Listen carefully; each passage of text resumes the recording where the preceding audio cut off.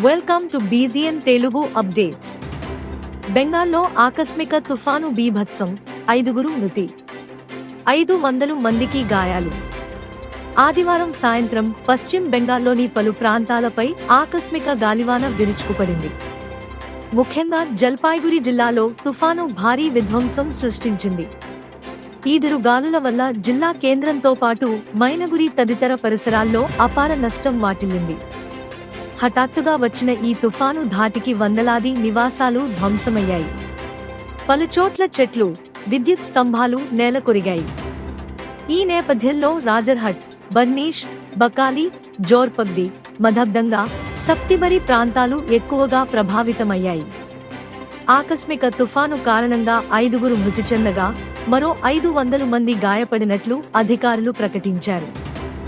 ఆకస్మిక తుఫాను దెబ్బకు జల్పాయ్గురి చిగురుటాకులా వణికిపోయింది. భీకర గాలులకు ఇళ్లు, మోటార్ సైకిళ్లు, కార్లు ఎగిరిపడ్డాయి. తుఫాను ప్రభావం పొరుగు జిల్లాలు కూచ్బెహార్, అలీపుర్దువార్లలో కూడా కనిపించింది.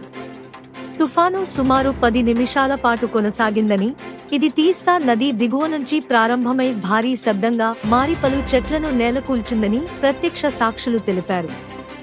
ఆదివారం జల్పాయ్గురి పట్టణంలోని చాలా ప్రాంతాలు, పొరుగున ఉన్న మైనగురిలోని అనేక ప్రాంతాలలో వడగళ్లతో కూడిన బలమైన గాలులు వీచాయి. మరోవైపు తుఫానుకు ప్రభావితమైన జల్పాయ్గురికి బెంగాల్ సీఎం మమతా బెనర్జీ ఆదివారం అర్ధరాత్రి కోల్కతా నుంచి చేరుకున్నారు.